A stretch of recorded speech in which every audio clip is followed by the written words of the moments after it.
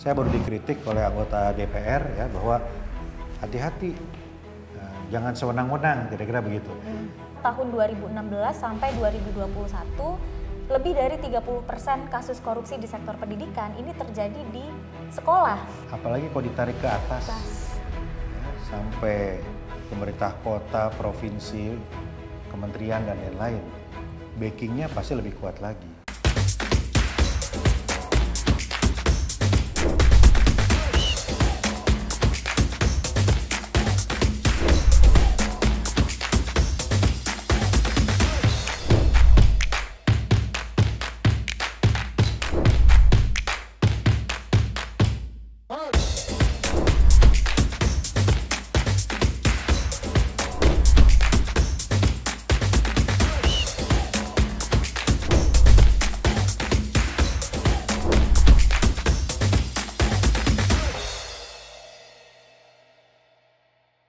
Assalamualaikum warahmatullahi wabarakatuh. Selamat siang rekan-rekan sahabat ICW. Kembali lagi dalam podcast Di Atas Meja bersama saya Nisa Rizkia. Pada podcast kali ini kita akan membahas terkait bagaimana sebetulnya pungli yang terjadi terutama di lingkungan sekolah. Tema podcast kita kali ini ada pungli di sekolah, lapor atau diam. Kali ini saya tidak sendiri tentunya. Saya ditemani oleh beberapa narasumber yang memang sangat kompeten di bidangnya. Yang pertama ada Pak Bima Arya selaku Wali Kota Bogor. Selamat datang Pak Bima, terima kasih sudah bergabung. Kemudian selanjutnya ada Pak Reza Ernanda, seorang guru yang kemarin sempat menjadi saksi dalam kasus dugaan pungli di kawasan Kota Bogor. Selamat datang Pak Reza. Selamat. Kemudian ada Pak Pupung selaku Inspektorat Kota Bogor. Terima kasih Pak Pupung sudah bergabung. Lalu terakhir ada rekan saya di ICW, peneliti ICW Mbak Almas Safrina. Selamat siang Mbak Almas. Selamat siang. Ya, dalam podcast kali ini kita ingin melihat sebetulnya seperti apa kasus pungli yang terjadi, karena seperti kita ketahui, pungli di sekolah ini kan bukan pertama kali terjadi begitu ya. Ini mungkin kasus kesekian yang terjadi, dan pungli di sekolah itu biasanya banyak kedoknya. Ada sumbangan-sumbangan, misalnya sumbangan buku, sumbangan gedung gitu ya. Bahkan sampai sumbangan atau uang study tour gitu ya, yang memang itu seharusnya tidak lagi dimintakan kepada orang tua siswa atau kepada siswa, tapi pihak sekolah tetap memintakan uang tersebut begitu. Yang mana ya tadi itu adalah pungli sebetulnya, tapi kedoknya macam-macam. Bahkan ada yang sampai dengan uang seragam, uang sepatu gitu. Nah, menarik, kemarin terjadi satu kasus pungli di Kota Bogor, dan yang menimpa Pak Reza sebagai saksi begitu ya, dan kemudian malah Pak Reza yang dipecat oleh kepala sekolah, yang kepala sekolahnya terduga sebagai pelaku pungli. Nah, kita jadi bertanya-tanya selaku publik gitu ya, apa sebetulnya yang harus dilakukan ketika kita menghadapi kasus pungli? Apakah kita harus diam?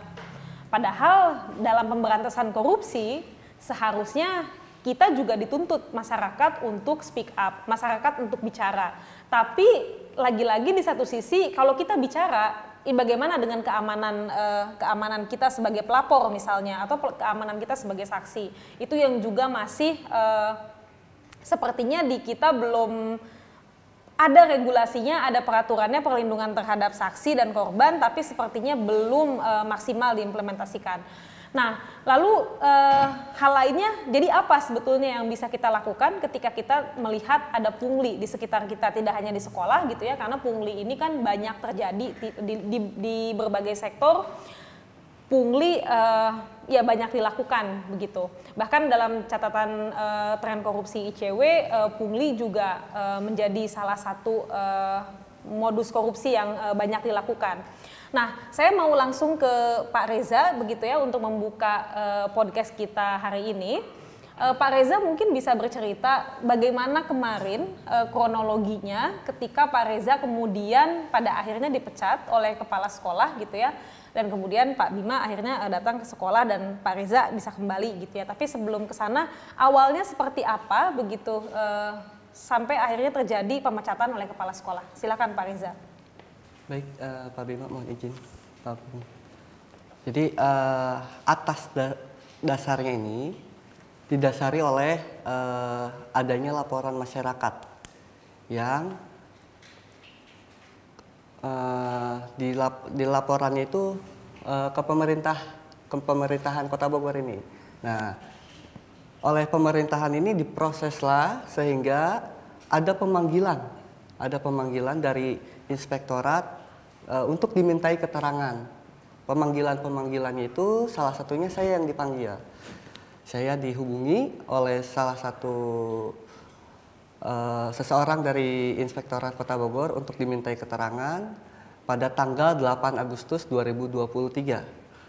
Nah, saya masih bingung itu dipanggilnya itu untuk apa gitu kan. Setelah saya disampainya di Inspektorat gitu kan.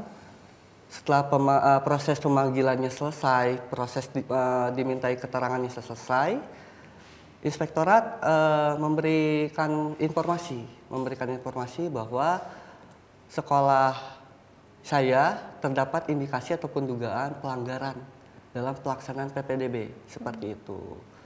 Nah, kebetulan pada saat itu saya di dalam kepanitiaan sekolah dalam pelaksanaan PPDB ini saya sebagai sekretaris gitu. Nah, di situ saya dimintai keterangan seputar PPDB. Gitu. Nah, dari proses itu selesai gitu kan, saya memberikan informasinya dengan apa adanya yang sesuai dengan kondisi di lapangan dan sejujurnya seperti itu. Nah, setelah saya selesai dimintai keterangan, ada pemanggilan lagi selanjutnya. Gitu. Selanjutnya pemanggilannya tertuju pada ketua panitia PPDB. Untuk ketua panitia PPDB saya tidak mengetahuinya keterangannya seperti apa gitu kan, karena itu kewenangan inspektorat dan itu sifatnya rahasia gitu. Mungkin itu proses dasar awalnya itu jadi atas dasar laporan masyarakat. Oke. Nah, sebelum saya lanjut, rekan-rekan sahabat ICW, tadi Pak Reza nge-mention PPDB ya. PPDB ini adalah penerimaan peserta didik baru. Dan yang mana PPDB ini biasanya menjadi salah satu lahan mungkin ya, lahan untuk melakukan pungli biasanya ya, karena banyak celahnya. Biasanya kan penerimaan siswa baru di sekolah ini kita biasanya ada satu sekolah yang bagus, orang tuanya ingin anak masuk ke sekolah tersebut, tapi misalnya kuota terbatas dan anaknya juga misalnya nggak bisa tuh masuk ke sekolah yang bagus, akhirnya ada suap misalnya gitu ya. Dan yang lain-lainnya itu contohnya lagi kalau pungli biasanya di PPDB ya ada nanti misalnya minta ke orang tua nih ada uang bangunan untuk di awal, ada misalnya uang seragam dan lain-lain. Nah, saya masih lanjut ke Pak Reza. Nah, kemudian sampai akhirnya Pak Reza bisa dipecat, jadi setelah pulang itu setelah Pak Reza selesai melapor jadi saksi kembali gitu ya ke sekolah, berapa lama prosesnya sampai akhirnya Pak Reza dipanggil oleh kepala sekolah dan dipecat?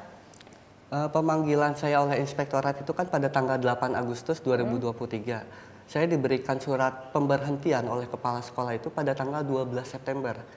Suratnya itu, yang dimana isi suratnya itu hari terakhir saya itu jatuh pada tanggal 13 September. Gitu. Jadi kurang lebihnya 1 bulan. Ya. Kepala sekolah menyampaikan ke Pak Reza alasan-alasan kenapa Pak Reza kemudian dipecat. Nah, untuk surat pemberhentian itu tentunya diberikannya itu secara tiba-tiba tanpa ada surat peringatan ataupun surat teguran ataupun musyawarah lainnya. Langsung gitu. Saya dipanggil pada tanggal 12 September itu dipanggil untuk memasuki ruangan kepala sekolah gitu. Saya bingung, ada apa ini? Kok saya sendirian? Biasanya kan sama teman-teman atau apa gitu kan untuk kegiatan-kegiatan gitu. Nah, pada saat itu saya tiba-tiba diberikan surat pemberhentian pada tanggal itu. Saya bertanya, Ibu, punten, ini surat apa? Iya, Pak Reza. Ini ada surat pemberhentian Pak Reza. Saya nanya, alasannya apa Bu, Ibu memberhentikan saya?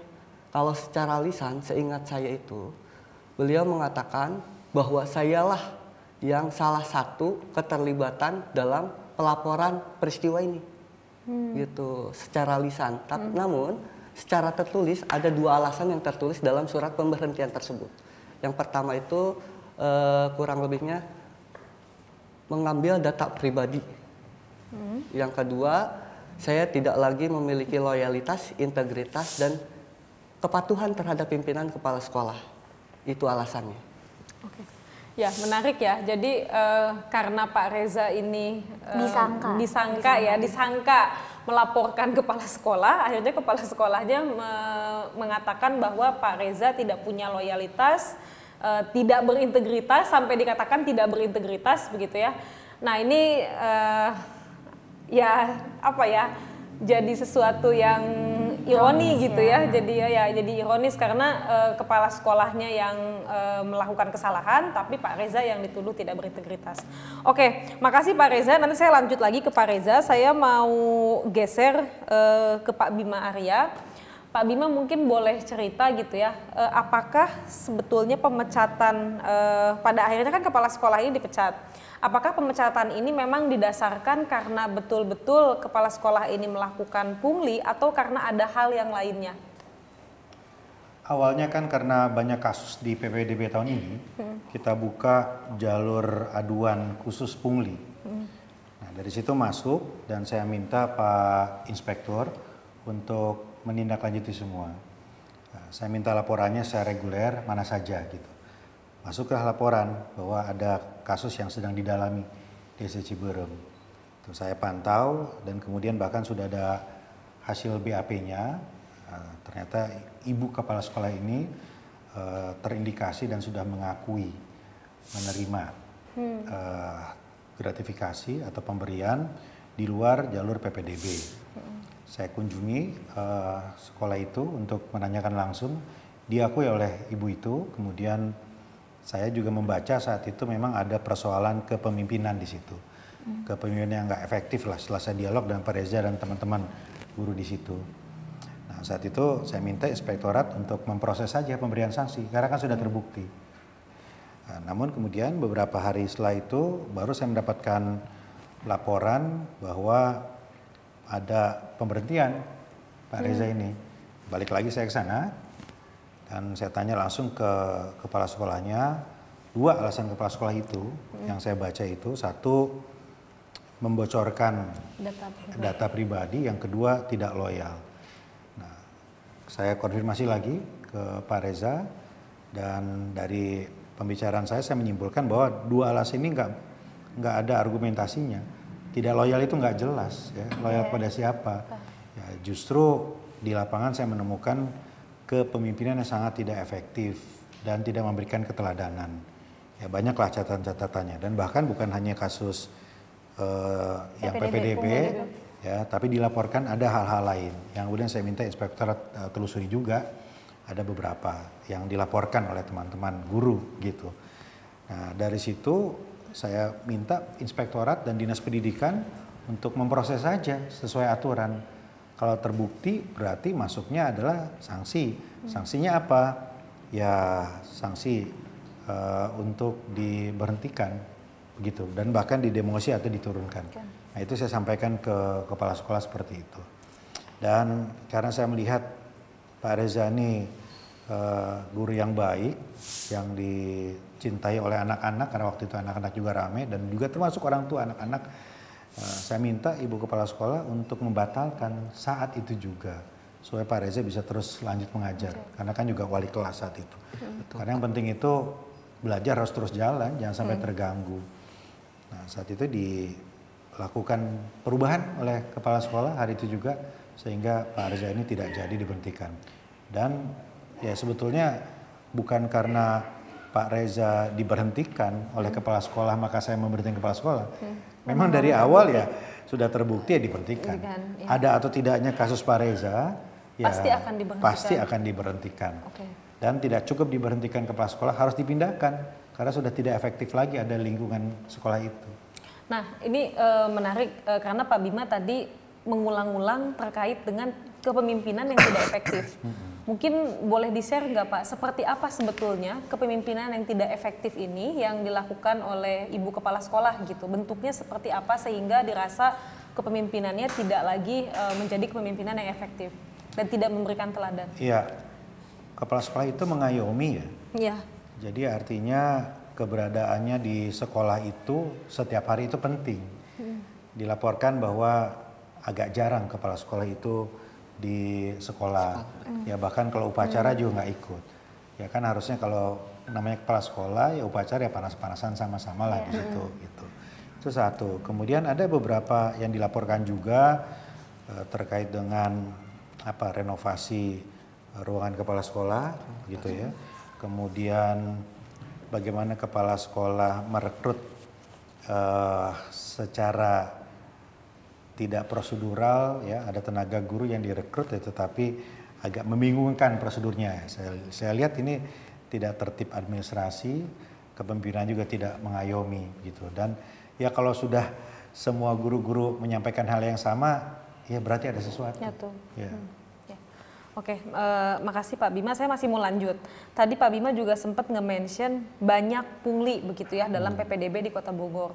Nah, dengan banyaknya pungli dalam PPDB di Kota Bogor tahun ini, seperti apa strategi dari Pak Bima begitu ya dan rekan-rekan pemerintahan di Kota Bogor untuk mencegah pungli ke depan gitu, karena kan ini banyak. Nah, adakah strategi-strategi khusus yang akan diterapkan supaya tidak terjadi hal serupa di tahun-tahun mendatang?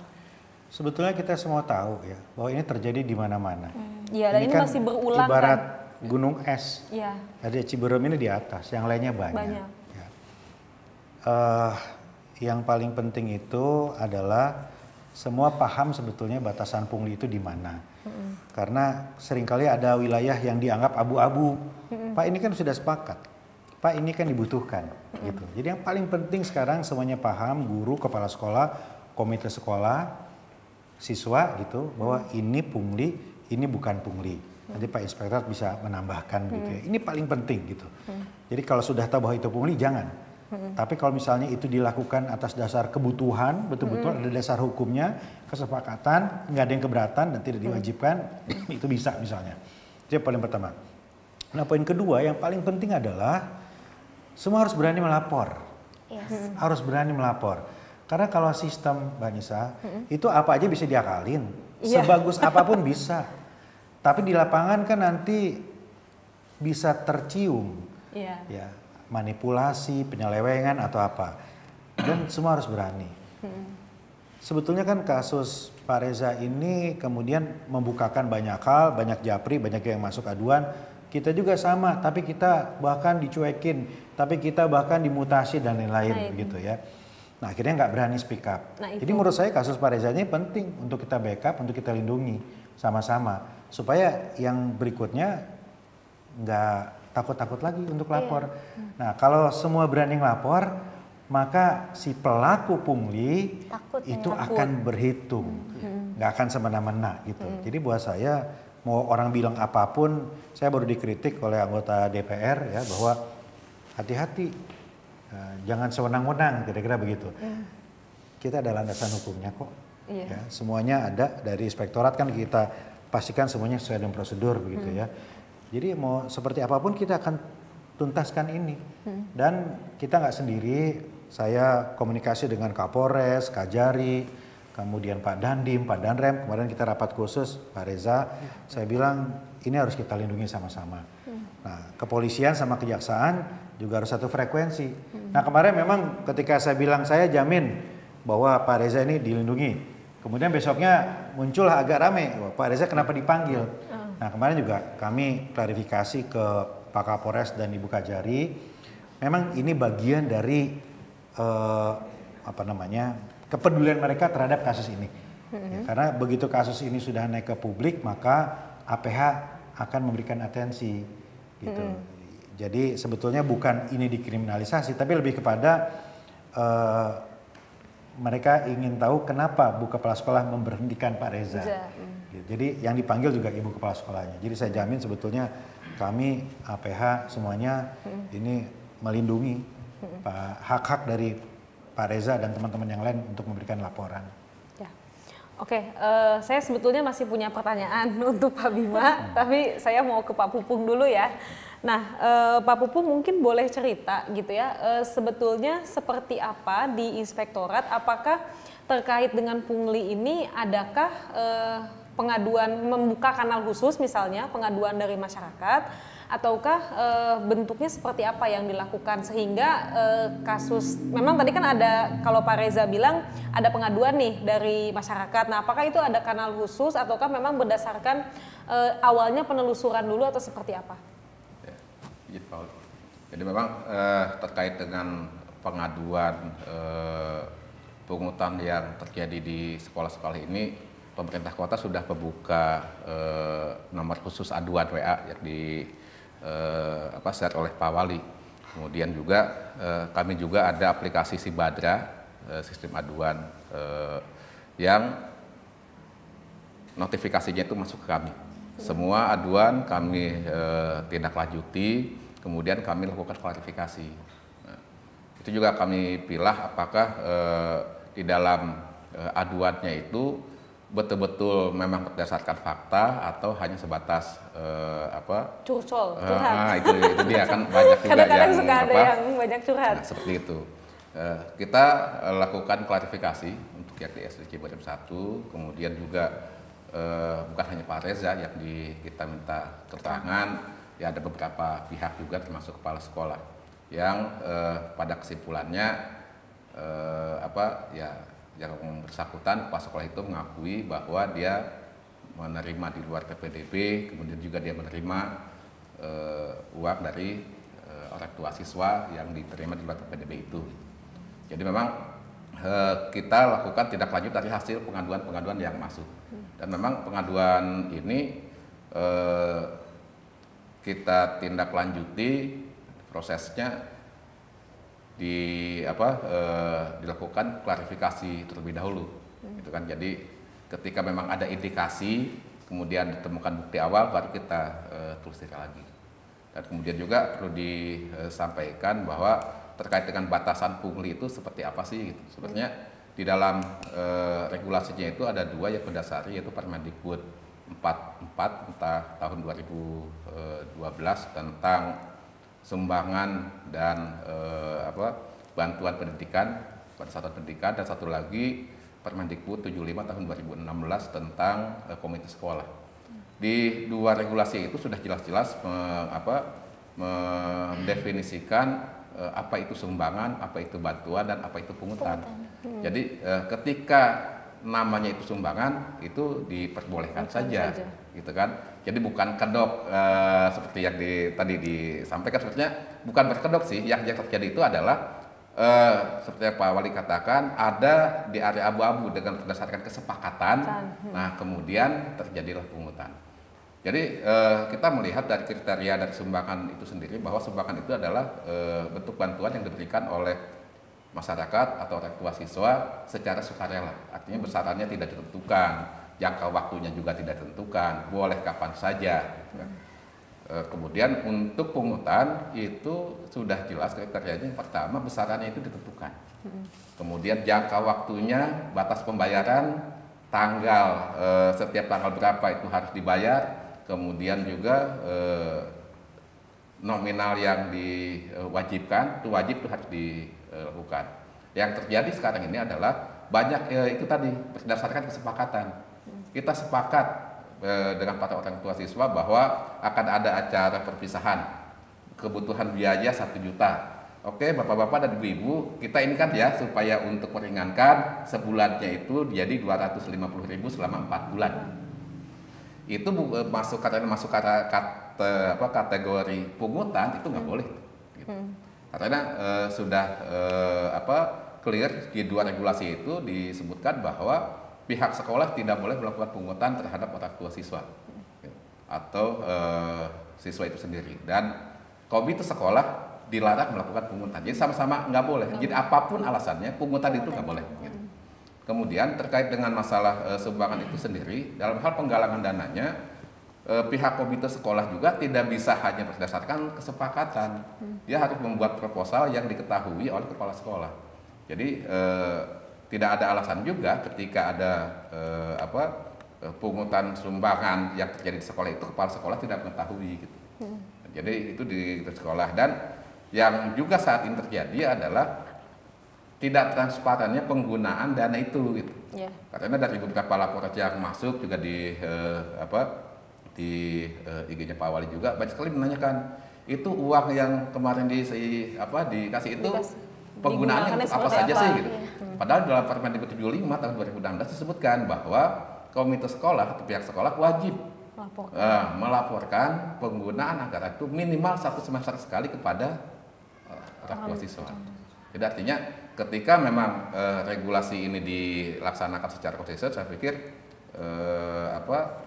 transparansi penggunaan anggaran itu ya nggak ada lagi lah orang tua siswa yang menanyakan uang itu dipakai untuk apa. Demikian.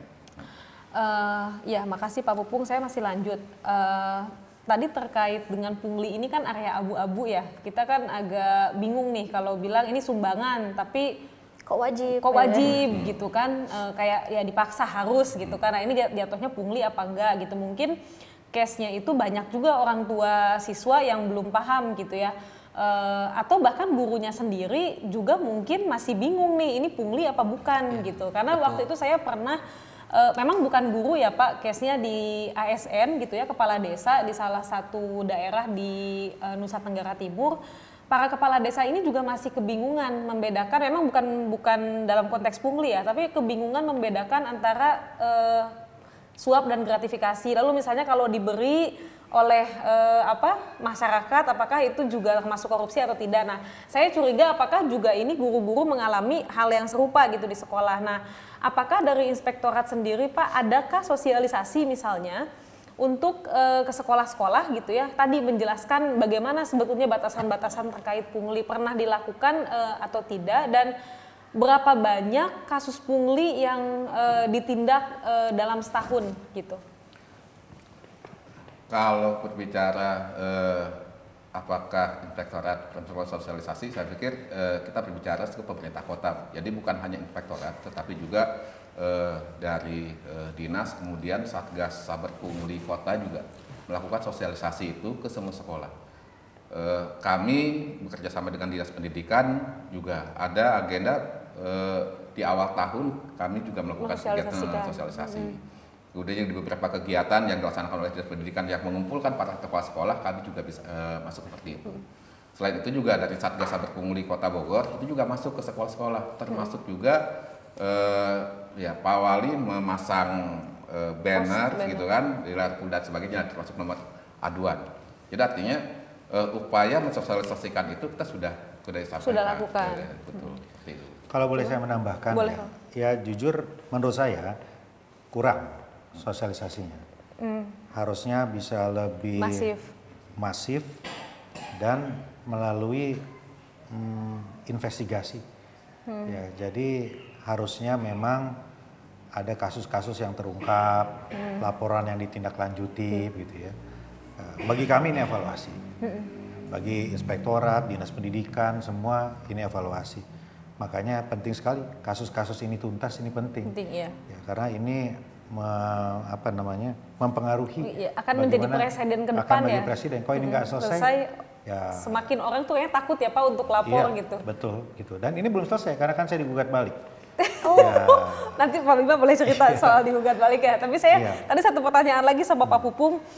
Ada berapa banyak kasus pungli yang ditindak ya di tahun ini gitu ya, di tahun 2023 atau di tahun 2022, kan 2023 belum tutup ya tahunnya, 2022 berapa banyak kasus pungli yang masuk dan yang ditindak gitu? Betul, untuk kita baru kasus ini yang memang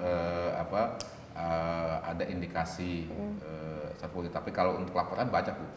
Banyak laporan masuk, tetapi setelah kita telusuri kami tidak menemukan bukti ataupun indikasi adanya terbukti melakukan pungli. Oke. Intinya begini, Mbak, harus wali kota turun langsung. Iya. Itu tadi Seringkali kalau semuanya berjalan biasa-biasa aja, ya kemungkinan kecil sekali untuk masuk terus nindak Iya. karena ini risikonya besar. Ini Iya. nggak mudah loh, kan Nggak, gunung iya. es tadi, Iya. menyangkut ke sana, menyangkut ke sini kesini. begitu kan, gitu. Jadi ya makanya lagi-lagi kasus ini penting untuk pembelajaran buat semua, ya termasuk ke depan inspektorat, dinas pendidikan harus lebih clean and clear lagi. Iya. Saya sebenarnya masih punya pertanyaan nih Ya. buat Pak Wali, tapi sebentar ya, saya ke Mbak Almas dulu. Kasihan Biar ini, nggak- nanti Mbak Almas pulang ini. Oke, Mbak Almas mungkin bisa jelasin pungli itu kalau di sekolah termasuk korupsi apa enggak? Iya dong, pungli itu salah satu modus korupsi gitu ya. Dan sebetulnya kasus yang dialami Pak Reza dalam artian mendapat intimidasi berbentuk pemecatan begitu ya, karena diduga terlibat dalam melaporkan pungli ataupun bersaksi dalam kasus pungli, ini bukan kasus yang pertama. Kalau teman-teman ingat ya, Iya, lanjut dulu, kalau Mas. kalau teman-teman ingat beberapa waktu lalu, belum lama ya, sekitar bulan Mei atau bulan Juni, di medsos itu kan kita juga cukup rame ya. Waktu itu ada ASN di Kabupaten Pangandaran yang mengaku kalau pihaknya, dirinya diintimidasi karena melaporkan ada pungli di lingkungan Pemkab Pangandaran pada saat ya. itu terkait dengan pelatihan dasar ASN. ASN gitu ya. Jadi ini bukan kasus yang pertama, sehingga kalau kemudian kasus-kasus semacam itu, entah itu pelapor, entah itu saksi, dan lain-lain gitu ya, terkait dengan pungli mendapatkan intimidasi dan tidak mendapatkan backup dan perlindungan cukup seperti yang tadi Pak Bima Arya sampaikan, ini akan jadi sesuatu yang berdampak semakin buruk. Orang akan semakin takut untuk kemudian melaporkan pungli, padahal pungli ini adalah salah satu bentuk korupsi, petty corruption. Korupsi itu kan bukan hanya korupsi besar yang grand corruption seperti yang kita kenal, misalnya apa korupsi BTS IKTP, gitu ya, IKTP atau Bansos. proyek yang miliaran rupiah gitu. Tapi salah satu bentuk atau modusnya ini juga adalah pungutan liar yang mungkin kalau dari jumlah itu berapa sih? Ada yang 500.000, ada juga pungli di PPDB itu yang mencapai puluhan juta juga ya, 35 juta sampai puluhan juta. Tapi bayangkan kalau itu kemudian terjadi secara masif, dikumpulkan ya nilainya juga cukup besar, ratusan juta bahkan miliaran rupiah gitu. Dan ini kan juga menyangkut ini ya Mbak Nisa, kalau di sekolah efek buruknya adalah entah itu wali murid ataupun peserta didik itu dihadapkan pada Contoh lingkungan yang tidak dan baik. contoh yang tidak baik. Padahal itu yang menjadi Padahal sekolah salah itu- satu harapan dalam upaya pemberantasan korupsi kan, melawan korupsi dimulai dari sekolah, mencegah korupsi dimulai dari sekolah. Murid diajarkan di dalam kelas soal nilai-nilai kejujuran, nilai-nilai integritas, tapi fenomenanya di luar kelas mereka dihadapkan pada praktek pungutan liar gitu ya. Misal nih, salah satu bentuk kecurangan dalam PPDB atau dalam penerimaan siswa, titip siswa. Murid tahu misalnya, oh yang terpilih, yang lolos untuk tahun ajaran baru ada 25 siswa misalnya. Tapi ketika di ruang belajar, muridnya ada 30, 5 ini dapat dari mana? Itu kan murid juga bisa melihat gitu. Atau misalnya yang modusnya jual seragam gitu ya. Kemarin sempat ramai juga, ada jual seragam sampai 3,5 atau 2,5 juta, saya 3,5 lupa juta ya, kalau nggak salah. sekitar itu. Masyarakat kan juga sudah pintar ya, sama seperti di Bansos. Masyarakat sudah bisa menghitung kira-kira harga seragam itu berapa sih, Jadi sehingga 3 juta selisihnya itu sudah sangat jelas bisa diketahui oleh publik. Dan ini kan juga selain semakin membuat orang terpapar dengan lingkungan yang korup, ini juga mereduksi tingkat kepercayaan publik terhadap institusi pendidikan. Jadi di situ kemudian bahayanya ketika pungli itu terjadi juga di lingkungan sekolah yang seharusnya menjadi lingkungan yang sehat, yang bersih begitu ya, dan bisa membangun integritas anti korupsi ke anak-anak gitu. Oke, saya masih mau nanya Mbak Almas, mungkin Mbak Almas bisa sharing data ya sama kita, berapa banyak sih sebetulnya, tapi sebelum ke situ, ada kan pemantauan di sekolah, korupsi di sekolah yang terjadi, mungkin ICW pernah melakukan dari tahun berapa sampai tahun berapa, dan berapa banyak kasus korupsinya, dan juga modus yang paling banyak, juga kerugian negaranya berapa? Iya, ICW itu setiap tahun, 2 kali dalam setahun kami mengeluarkan yang namanya tren penindakan kasus korupsi. Ini sebetulnya berbeda dengan tren korupsi gitu ya, tapi penindakan. Artinya jumlah kasus yang ditindak oleh aparat penegak hukum dalam waktu setiap semester dan bisa direkap dalam satu tahun gitu. Dan memang ironisnya korupsi di sektor pendidikan itu tidak pernah keluar dari 5 besar sebagai korupsi yang paling banyak ditindak oleh aparat penegak hukum. Jadi sangat miris sekali memang korupsi di dunia pendidikan begitu ya. Dan dari data tahun 2016 sampai 2021, lebih dari 30% kasus korupsi di sektor pendidikan ini terjadi di sekolah. Yang mana juga menempatkan kepala sekolah, guru, atau misalnya bendahara sekolah, ataupun pihak lain di sekolah gitu ya, ada guru honorer dan lain-lain. Ini kemudian menjadi pelaku korupsi juga. Ya kalau dilihat nilainya memang tidak ada apa-apanya dibandingkan dengan korupsi misal di kementerian atau misalnya di di korupsi legislasi misalnya gitu ya, atau di dinas-dinas dan lain-lain. Tetapi ya itu sangat mirisnya karena memang sekolah ini tempat belajar dan lebih dari 30% Mbak Nisa korupsi itu terjadi di sekolah. Modusnya apa? Yang paling banyak memang terkait dengan dana BOS ya. Bantuan operasional sekolah, kemudian ada terkait dengan BOP, pungli, bahkan pungli ini tidak hanya terjadi terhadap wali murid ataupun peserta didik gitu ya, tapi juga ada juga tuh potongan atau pungutan gaji guru, sertifikasi begitu ya, gaji guru honorer dan lain-lain. Jadi macam-macam bentuknya. Jadi pungli PPDB itu hanya salah satu bentuk pungli yang terjadi di sekolah, tapi ada juga yang ditindak oleh aparat penegak hukum, misalnya pungli yang dilakukan terkait dengan uang praktik pemberian SKL. SKL itu kalau saya nggak salah surat keterangan lulus ya, semacam ijazah gitu ya mungkin.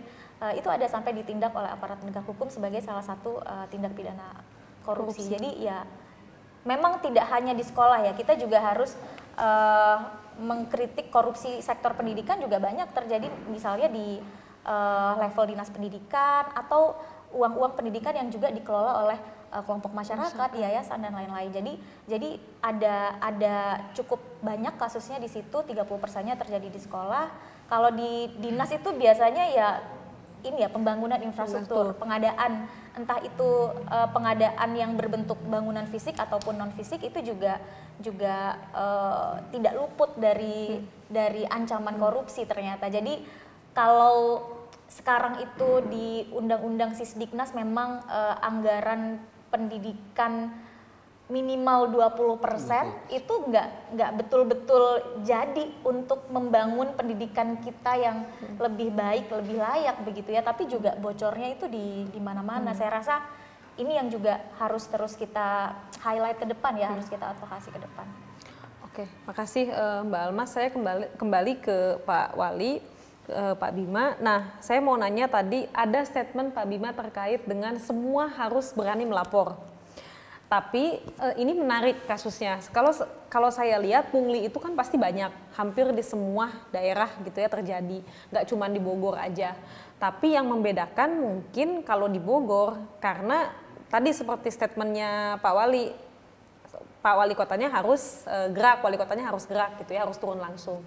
Nah ini gimana nih dengan daerah lain gitu ya, yang memang persoalannya jadinya satu nggak gercep pemerintah kota atau pemerintah ya Pemprov atau Pemkotnya tidak gercep dalam menindaklanjuti gitu ya, itu gimana gitu ya. Dan yang kedua itu dulu deh, nanti kepanjangan. Pak, tapi sebelum itu kita perlu apresiasi ya, dalam artian sekarang itu kan ada tagline ini ya Pak ya, no viral no justice gitu. Dan ternyata kalau dari penjelasan Pak Reza dan Pak Bima tadi, kasus pungli ini ditindaklanjuti oleh Inspektorat, oleh Pemkot Bogor sebelum viral itu. Karena ya. Kepala sekolah dipecat bukan hanya karena bertindak sewenang-wenang tapi tadi kan guru ada honorer, penjelasan. tapi kemudian karena terbukti melakukan gratifikasi pungli. Ya seperti yang saya sampaikan awalnya itu dari carut marut PPDB.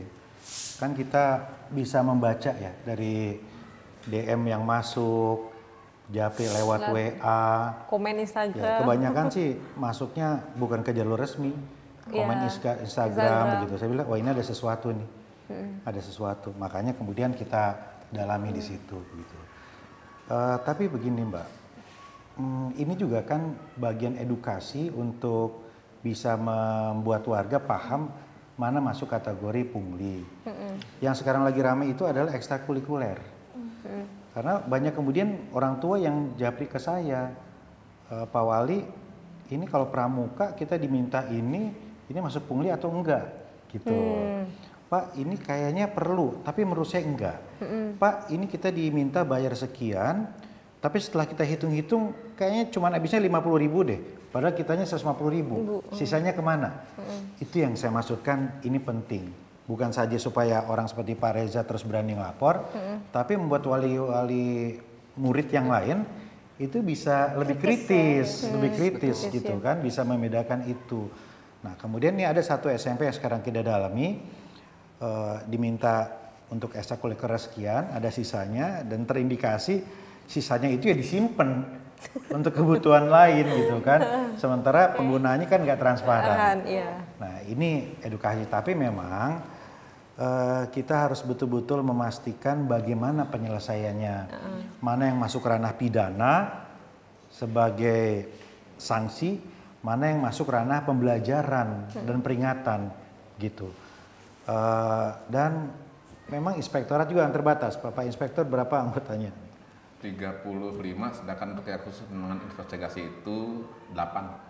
Ya? 8 orang. 8 orang gitu. Dan nggak cuma soal pungli Nggak cuma soal pungli di sekolah kan. Nah, ini dialami oleh semua kota juga sebetulnya kan. Nah, makanya saya apresiasi kalau ada teman-teman mahasiswa atau kelompok-kelompok masyarakat yang membantu untuk mendorong supaya pemerintah bisa lebih memberikan atensi gitu. Kalau wali kotanya misalnya agak kurang ini ya dorong terus gitu. Ya saya juga terima kasih teman-teman. Ayo Pak Wali, ayo maju terus. Jangan sampai ini cuma berhenti di sini. Itu kan memberikan dukungan kepada kita secara signifikan. Nah di tempat-tempat lain ya dorong aja ya teman-teman mahasiswa, elemen-elemen kritis, kemudian yang concern pada dunia pendidikan gitu. Di Ciberem ini luar biasa ya karena orang tuanya juga turun ya, itu kan contohnya seperti itu. Mereka kan nggak takut gitu situ. Saya kaget juga ketika datang ke situ, saya nggak nyangka ada rame-rame gitu. Ternyata saya pikir hanya ada, itu tiba-tiba rame banget. Seumur umur jadi wali kota, baru kali ini ada anak SD ikut demo bawa-bawa itu kan. Gitu. Nah, jadi keberanian seperti ini harus menular ke sekolah-sekolah yang lain. Jadi tapi dengan catatan landasannya jelas. Iya, landasannya jelas. Jadi penting tidak hanya juga dari pemerintah gitu ya Pak. Jadi kalau kita bicara soal bagaimana supaya pemerintah gercep gitu ya, baik itu Pemkot, Pemprov, berarti kan bukan hanya juga dari pemerintahnya, tapi masyarakat juga perlu ikut serta gitu ya untuk mendorong gitu ya dan terlibat berkontribusi karena memang sebetulnya kalau dalam pemberantasan korupsi gitu Bapak Ibu, kita kan mungkin kalau di ICW ya kita sering bahas bahwa pemberantasan korupsi itu tidak bisa dilakukan sendirian, memang harus semua elemen.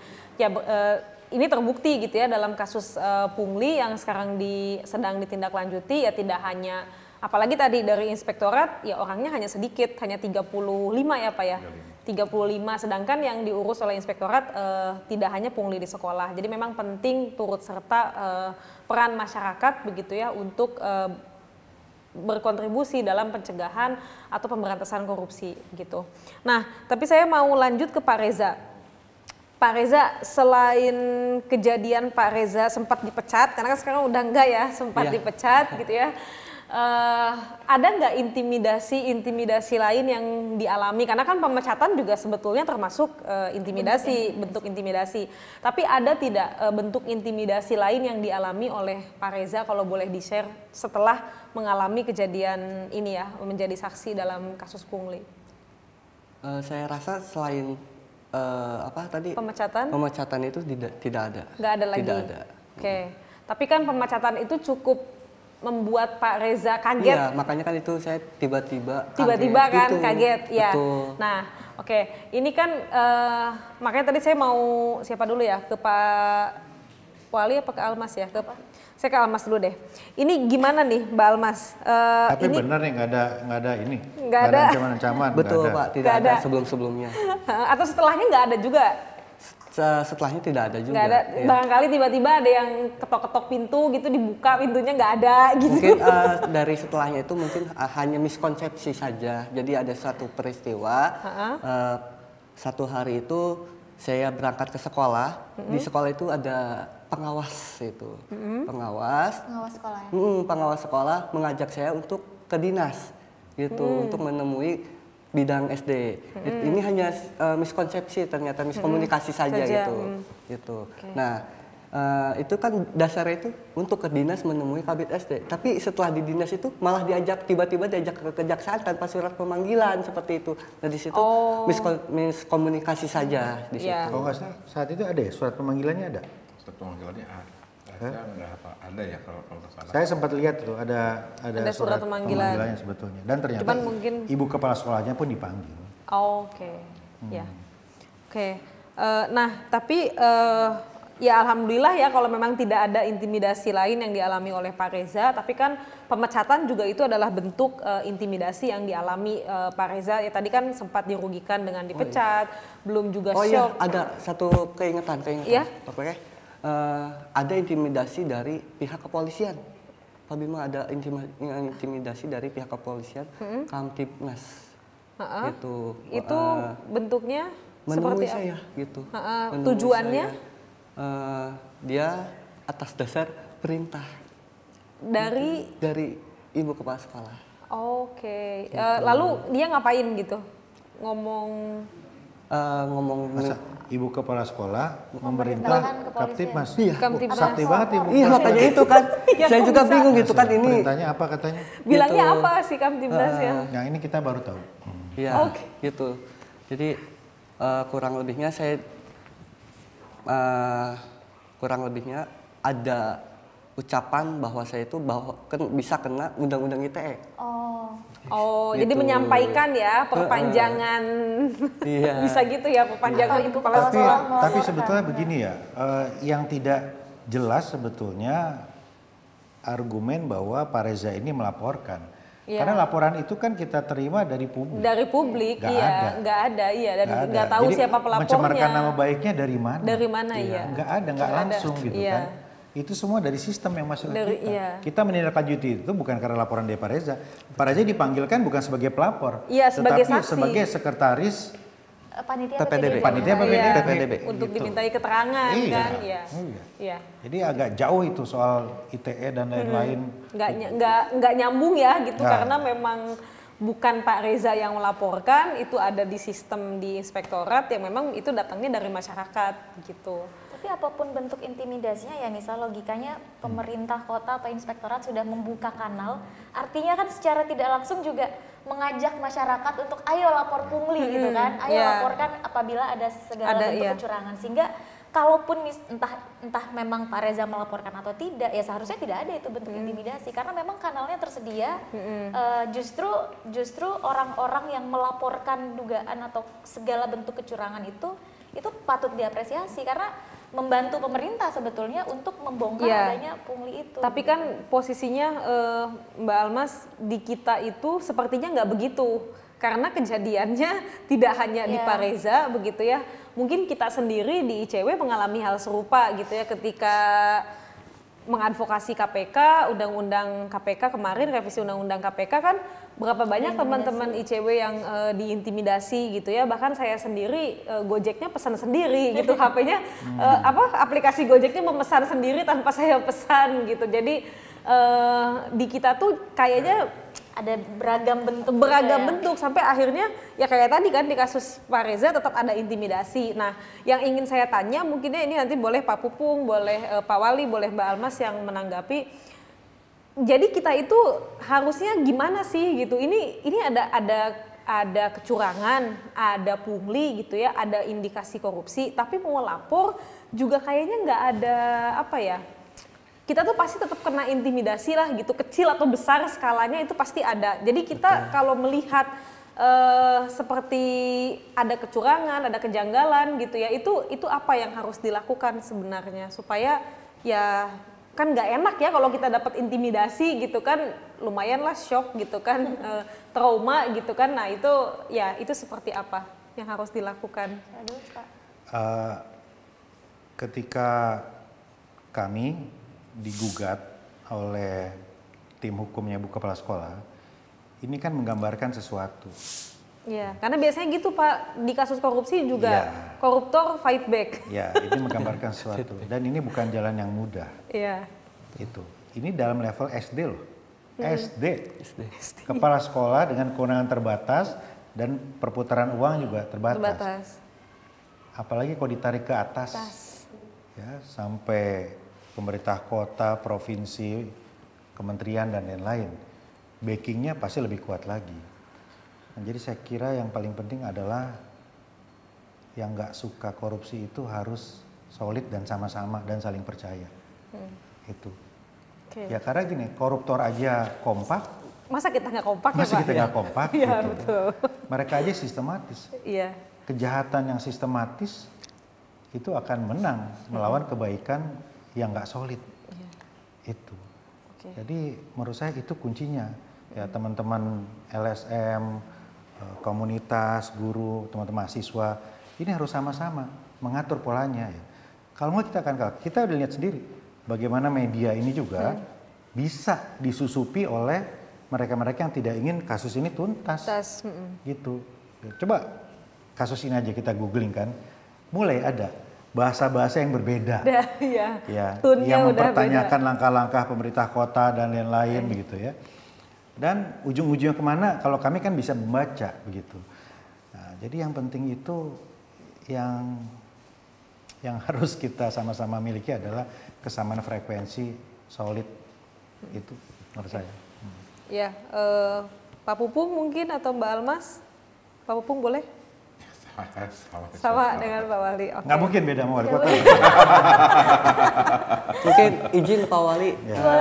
sampai saat ini saya baru baca berita lagi nih Pak Wali. Iya. Ternyata di berita tersebut berbunyi bahwa saya ini diadukan lagi kepada pihak kepolisian atas dasar pencemaran nama baik Pak Wali. Gitu. Berarti bukan kepolisian diperintahkan kepala sekolah, tapi kepala sekolah melapor ke Ke kepolisian kepolisian. dan mengadu. kepolisian menindaklanjuti Membuat itu. pengaduan gitu. Ya itu harusnya nggak tahu ya di kepolisian gimana, tapi sepertinya kalau mau ditindak itu nggak bisa. Buktinya apa?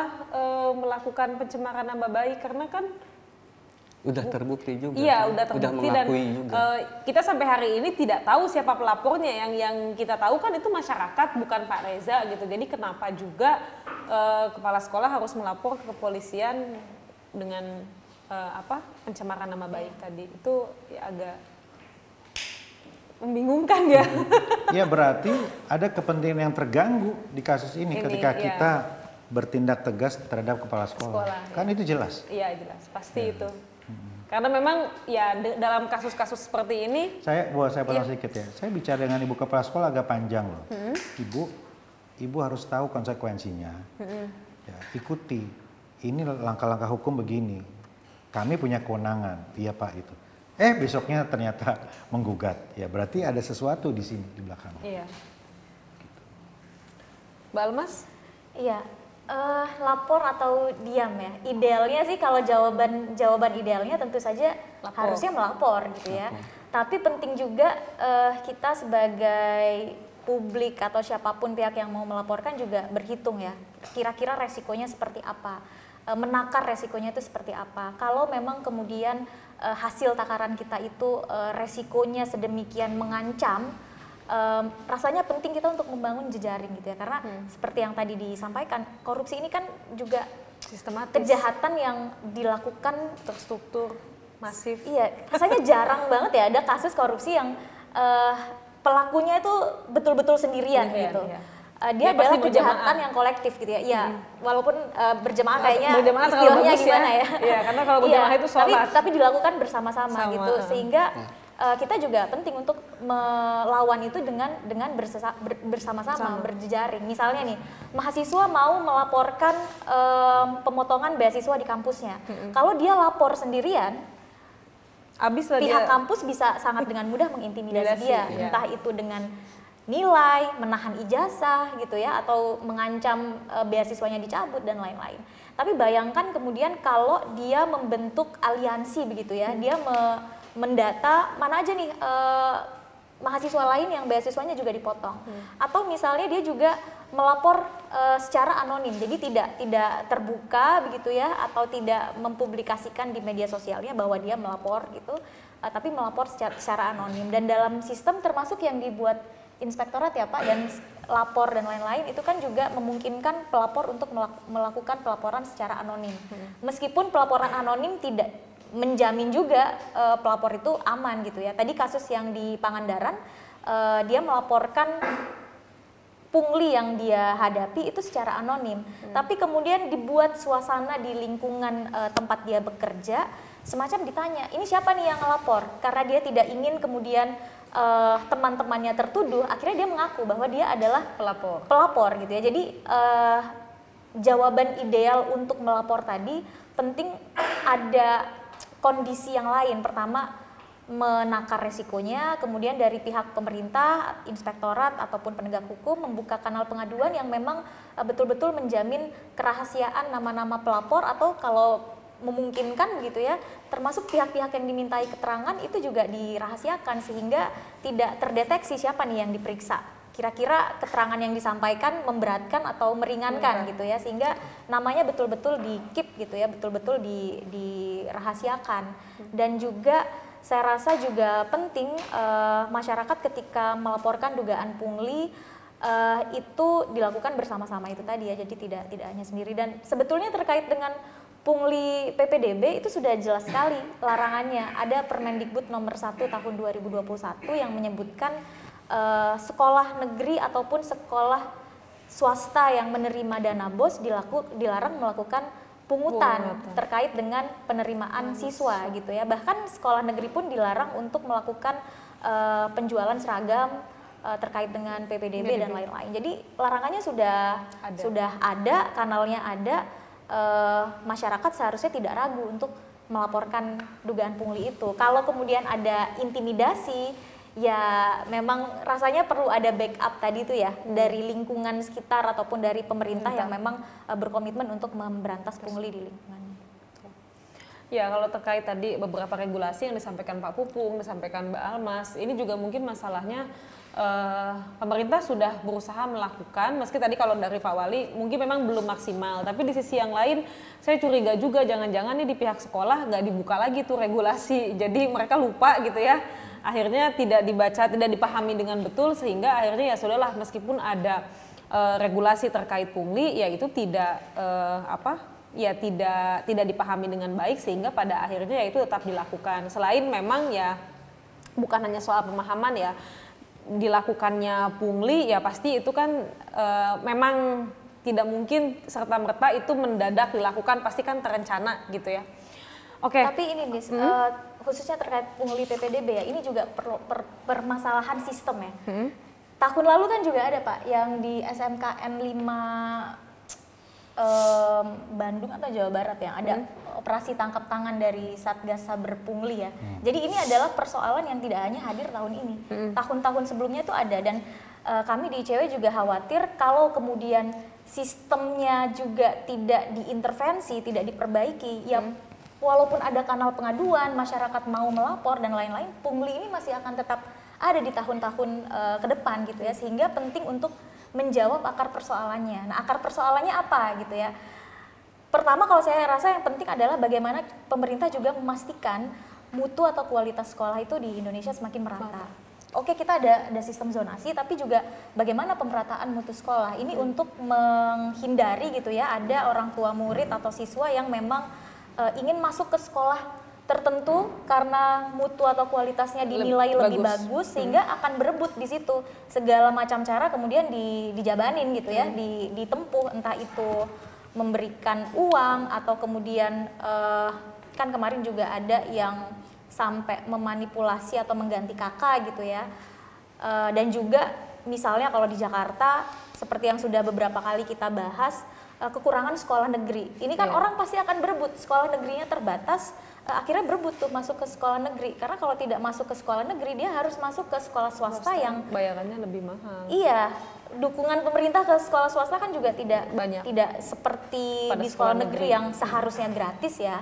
Jadi sepanjang masalah tadi itu tetap ada, saya rasa masih akan terbuka tuh celah-celah pungli. PPDB. Oke, ya menarik sekali diskusi kita kali ini. Namun sayangnya kita terbatas waktu. Jadi saya hanya akan ini terakhir satu pertanyaan mungkin terakhir ya kepada Mbak Almas, Pak Wali, Pak Reza juga Pak Pupung. Mungkin bisa memberikan satu closing statement terkait dengan pungli begitu ya. Apa yang bisa kita lakukan ke depan gitu ya untuk mencegah pungli terutama di lingkungan sekolah gitu ya di kemudian hari. Silahkan saya dari Pak Reza dulu mungkin ya. Ya mungkin closing dari saya, peristiwa yang terjadi perihal PPDB ini adalah peristiwa yang baru muncul permukaannya. Masih banyak peristiwa-peristiwa lain yang terjadi di dalam dunia pendidikan. Contohnya tidak transparansinya bantuan pemerintah terhadap ke orang tua, ke siswa gitu, seperti contoh bantuannya itu KIP, PIP itu tidak ada transparansinya betul-betul gitu. Dan contoh lainnya peristiwa-peristiwa pelecehan seksual gitu kan, itu benar-benar jangan sampai kita harus menanggulanginya dulu gitu, tapi kita harus mencegah lebih baik gitu. Mungkin itu closing dari saya. Ini menjadi refleksi dan evaluasi untuk seluruh elemen dan pemangku kepentingan dalam dunia pendidikan gitu, agar dunia pendidikan ini lebih baik, lebih sejahtera dan kembali ke sucinya. Ya. Oke, terima kasih Pak Reza, Pak Wali. Kami ucapkan terima kasih untuk seluruh warga, orang tua murid, guru yang menyampaikan aduannya melalui jalur khusus. Insya Allah saya akan maksimalkan untuk merespon itu. Dan saat ini kita sedang merumuskan peraturan wali kota sebagai koreksi atas sistem PPDB yang banyak bolong-bolongnya. Jalur afirmasi, siswa miskin, zonasi, kriteria, kependudukan, prestasi harus clear semua. Karena disitulah celah-celah abu-abu tadi. Jadi kita minimalkan yang abu-abu supaya jelas dan kita sosialisasikan seawal mungkin ya agar nyampe semua untuk menutup itu. Mungkin nggak bisa 100% kita nolkan hal-hal yang tidak sesuai dengan aturan. Tapi paling tidak ikhtiar kita yang maksimal ini menentukan perbaikan sistem ke depan. Jadi harus ada perbaikan sistem, nggak mungkin cuman di permukaan saja. Tidak mudah, tapi kalau dukungannya sama-sama insya Allah akan bisa. Bisa dilakukan. Makasih Pak Wali. Pak Pupung silakan. Baik, kita akan mendorong juga ke Dinas Pendidikan untuk bisa lebih melaksanakan kegiatan pengawasan di mana pemberian pemahaman terhadap para komite sekolah dan kepala sekolah terkait dengan regulasi-regulasi yang berlaku. Karena memang saat ini yang terjadi itu adalah banyaknya ada bermain di area abu-abu itu. Dengan dasar kesepakatan kemudian itu dilakukan. Makanya kita akan terus tingkatkan juga pengawasan kita, kemudian akan turun juga untuk lebih melakukan sosialisasi kepada sekolah-sekolah yang ada. Makasih Pak Inspektur. Iya. Mungkin tidak spesifik soal pendidikan karena tadi pendidikan sudah banyak dibahas ya, tapi ini terkait dengan pungli. Kita harus sadar bahwa kita ada pada kondisi yang memang sudah darurat pungli. Kalau tidak darurat pungli, pemerintah pasti nggak bikin Satgas Saber Pungli, ya kan? Ini salah satu salah satu wujud bahwa memang kita itu sedang berada pada kondisi darurat pungli ya. Bahkan pemerintah sudah membentuk Satgas Saber Pungli, tapi nggak cukup ternyata Satgas Saber Pungli. Itu harus ada tadi ya pembenahan sistem, kemudian terkait dengan pungli yang merupakan bagian dari korupsi, ini penting ada pencegahan dan ada penindakan. Nah, pencegahan dengan perbaikan sistem, kemudian di penindakan ada kanal pengaduannya harus dipastikan aman. Orang mau untuk melapor gitu ya. Merasa aman ketika dirinya melaporkan, dan tidak hanya aman tapi juga laporannya itu ditindaklanjuti. Dan sebetulnya ketika laporan ditindaklanjuti, warga merasa puas gitu ya, dan ini meningkatkan tingkat kepercayaan loh ke pemerintah juga gitu ya. Sehingga itu kemudian penting bahwa sama-sama nih semua pihak ini memberantas pungli yang sudah di kondisi darurat ini, tidak hanya mengandalkan ya Satgas Saber Pungli itu tadi, dan masyarakat juga penting tahu dan juga mungkin perlu ada lebih banyak sosialisasi ya terkait dengan pungli itu apa. Di pembuatan SIM, pungli itu bentuknya seperti apa? Apa yang disebut dengan pungli? Kemudian terkait dengan pemberian bantuan, ada nggak itu pungli? Jadi nggak cuma di sekolah, semoga nanti pemerintah juga selain membenahi dari aspek pembentukan regulasi dan pengaduan, kanal pengaduan, juga sosialisasinya diperbanyak. Dan ini saya rasa juga PR-nya kita di ICW, di media dan lain-lain ya, untuk semakin mensosialisasikan mana itu yang sebetulnya adalah pungli dan lain-lain. Yang juga sangat penting bisa kalau di sekolah adalah transparansi pengelolaan keuangan sekolah. Dan ini adalah satu ikhtiar ICW juga ya, kami ada pendampingan di sekolah di Kabupaten Bogor sebenarnya. Kabupaten Bogor, tetangganya Kota Bogor ya, Kabupaten Bogor, pendampingan sekolah kepada guru-guru, kepala sekolah dan juga komite sekolah untuk membangun anggaran sekolah, keuangan sekolah yang partisipatif, transparan dan akuntabel gitu. Jadi semua warga sekolah itu harus tahu sekolah itu punya anggaran berapa, akan dibelanjakan untuk apa, bagaimana pengelolaan belanjanya, dan kalau kurang kita bisa ambil dari sumber yang mana. Apakah cari dari CSR, apakah ada perlu membuka sumbangan dan lain-lain gitu ya. Tentu melihat mana tuh tadi rambu-rambu yang diatur di Permendikbud dan lain-lain. Jadi ketika misalnya ada orang tua yang dimintai uang dari pihak sekolah ataupun komite, selalu tanya mana laporan pertanggungjawabannya, akan dibelanjakan untuk apa. Jadi tidak hanya membayar. Saya rasa itu ya yang penting kita bangun ke depan. Ya, makasih Mbak Almas. Iya, jadi sahabat ICW dimanapun berada, dari diskusi ini setidaknya saya bisa menyimpulkan dua hal.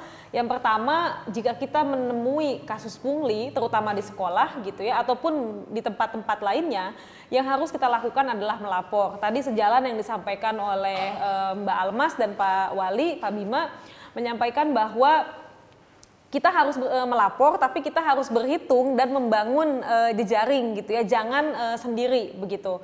Dan juga kita bersama-sama bisa dengan pemerintah gitu ya, bisa dengan koalisi masyarakat sipil. Lalu yang selanjutnya dari sisi pemerintah juga harus dipastikan ketika membuka ruang kanal, misalnya kanal aduan untuk pungli, dipastikan itu aman. Dan ketika ada penindakan harus juga dipastikan bahwa penindakan kasus pungli ini dilakukan sampai selesai dan pelaku atau saksi atau pelapor itu juga terjamin keamanannya. Dan semoga di kasusnya Pak Reza ini juga ke depan tidak ada intimidasi lain.